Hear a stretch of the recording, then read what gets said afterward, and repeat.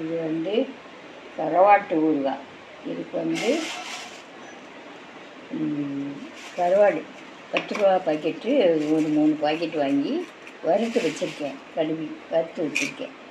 இது காஞ்ச மிளகா பாருங்கள், ஒரு 10 கிட்ட போட்டு வச்சுருக்கேன். பூண்டு ஒரு 50 பூண்டு, புளி பாருங்கள், இந்த அளவு புளி எடுத்து வச்சுக்கோங்க. அதே ஒரு எலுமிச்சம்பழம் சைஸ் புளி.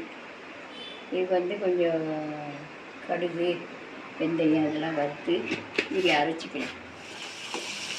மிளகா, பூண்டு, கொஞ்சம் கருவேப்பிலையும் வச்சுக்கிட்டேன்.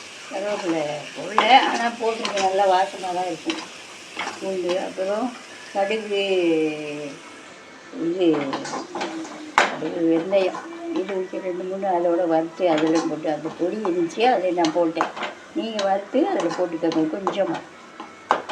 கொஞ்சம் வந்து இந்த மிளகாய் இதை மட்டும் நான் கிண்டுறேன். இதில் இந்த கருவாடு நுணுக்கி வச்சுருக்கேன் பாருங்கள், இதையும் அதோடு போடும். இது நல்லா அப்படியே கிண்டணும். சிம்மில் வச்சு அப்படியே நல்லா கிண்டணும்.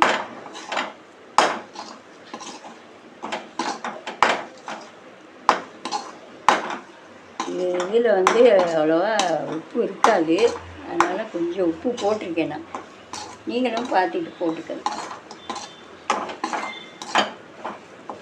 இதில் கொஞ்சம் எண்ணெய் பத்தாது.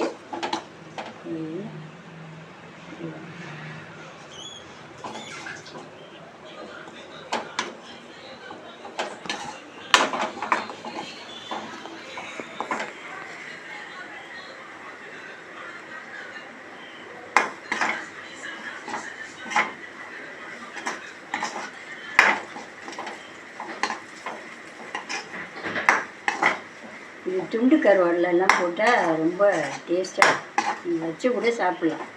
பல நாளைக்கு வச்சு சாப்பிட்டா கூட நல்லாயிருக்கும்.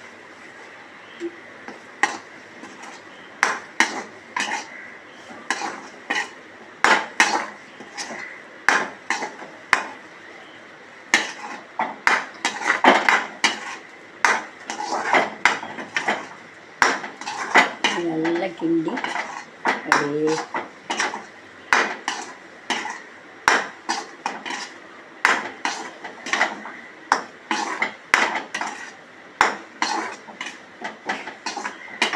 அந்த காலத்தில் இதை அந்த கருவாட்டு ஊறுகாய்னு உரலில் போட்டு எல்லாத்தையும் அரைச்சி செய்வாங்க அந்த காலத்தில். இப்போ தான் மிக்ஸி வந்துடுச்சு, அதனால் மிக்ஸியில் போட்டு எல்லாத்தையும் வறுத்து போட்டு இது பண்ணி அரைக்கும். செஞ்சு பாருங்கள், அழகாக இருக்கும். செஞ்சு சாப்பிட்டு பாருங்கள். லைக் பண்ணுங்கள், சப்ஸ்கிரைப் பண்ணுங்கள்.